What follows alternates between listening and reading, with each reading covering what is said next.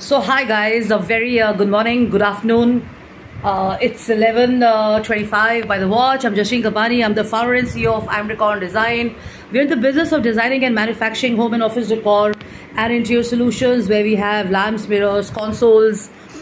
We have center tables, we have beds, we have bespoke and affordable luxury items, and also we customize and design on request and order. So you can be sure that the prices of many of the products are kind of lower compared to the prices that you would see online and offline. And I shared yesterday that I was in a book launch a few days back, and as I got talking to ladies who do international shopping and online shopping, it was obvious that many of the people out there don't know about this concept of warranty in furniture, specifically sofas. Yes, you have showrooms in India and abroad who give you warranty, but it's not more than a year or three. So depending on the price and budget and stuff, I thought that would be the highlight of our creations. We give you a warranty of at least 5 to 10 years, depending on the product and the fabric, of course, because what makes sense in customization is to give you the best of recommendations and advice on material and stuff.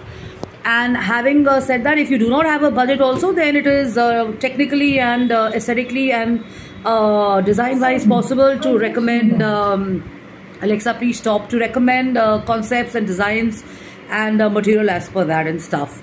So I'm Jashin Kapani. I'm the founder and the CEO of Imrecon Design. So as a business person, or as a ex-professional or a corporate person or a marketing or a branding person, which is not my identity, because there are phases where you're kind of swapping roles and changing roles.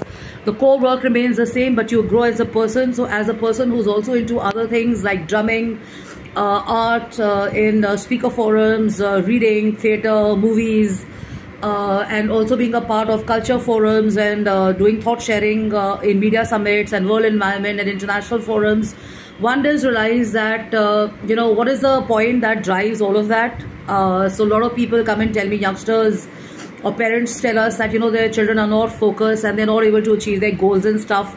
So there's no need to punish those children and youth, because they may be kind of party to something which is called distractions. So in today's world, you have online and you have offline distractions. It could be the age or the stage of life they're in and stuff, so you have access to Instagram, you have access to Facebook. So rather than working, or rather than living their life or enjoying the moment, or looking at friends and other things around them, or even looking after their personalities or growing their intellect or knowledge or talent, they are mostly glued on to social media and stuff. And I have also done it. I still do it. I'm not going to be critical about it, because social media is a part and parcel of my corporate and my personal and professional journey and stuff. There's so many friends I've met, we are in touch through social media. You get to see what people are doing and stuff. But one has to realize that there is a thin distinction between a distraction and there is a thin line where you're basically focus on what you're setting out to do. So this is a read which is by Alex Ferguson, and it's a case study leadership. And this is Manchester United, because coaching does give you a different element and an angle. So the author is talking about distractions, and he says, I have yet to encounter someone who's achieved massive success without closing themselves off from the demands of others or foregoing pastimes. And he says, I'm not suggesting that completely be obsessed with your pursuits to live a healthy or external life which has happiness, but I cannot imagine how you're going to be aspiring to be something when you're not even working on it, and you have to find the balance in your life and stuff. And he's also sharing and narrating an experience. He says there are two people of equal talent, and one of them is marshalling their ability with determination and getting successful, and the other person is basically shutting out the rest of the world. But it is not helping, because the person is not focused, or the person is not really looking at fostering his or her talent, or even improvising themselves or situations and circumstances around them and stuff. So he says one of the most vivid examples of an obsession is one of his players. He says his wife and he were extremely close. After 40 years of marriage, she suddenly died early on a Sunday morning, and he didn't know what to do. So the other guy was 60. He was devastated. He phoned his children. broke the news, and without informing the rest of the team about the loss that he'd had, they continued to play the match and stuff, and eventually they won. So he's basically also talking about uncertainties of life and stuff, and you have to be prepared for what could go wrong. I mean, nobody looks at life in a manner कि कल क्या हो सकता है, कैसे हो सकता है, but we have to be optimistic. And because we've heard 2-3 stories of people losing their life and stuff, doesn't mean it's going to happen to you as well or to your family. And believe me, if you keep focusing on death, your life is actually going to be about sadistic and negative and not so very great experiences, because it's also about emotional and mind management and health management, and someone who's full of optimism, someone who's full of joy, someone who's full of happiness kind of enjoys a better life and a better condition than people who are consistently complaining, cribbing, criticizing, or unhealthy or negative, or looped into depression, looped into loneliness, looped into intense stuff and all that. You know, it's great to have artistic or creative preferences, but it doesn't mean that you have to kind of keep living those unpleasantness and heavy experiences, because life is about joy, life is about fun, life is about celebration. It has ups and downs and stuff, but that's a different take on it and all. And he says then I used to have some children coming to me and talking to me and sharing about the supporters club. And my job was to kind of mentor, and I would only tell them one thing, that learn to concentrate on essentials which are required and you need to acquire. And as a young player or as a teenager or something, you have only 2 things on your mind, either the games or success.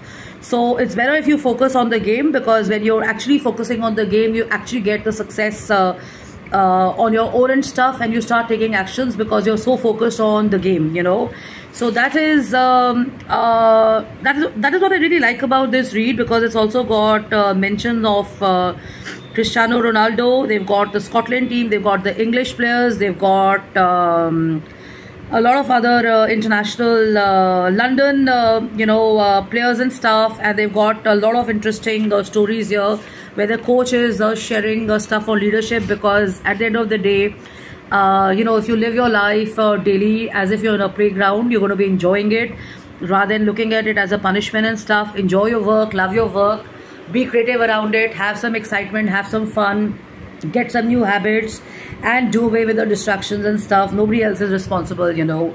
And as a parent or as a adult, it's okay to have your children kind of glued into social media every now and then, but highly recommended is a minimum of maybe 2 to 3 hours, depending on the kind of age you're in and stuff.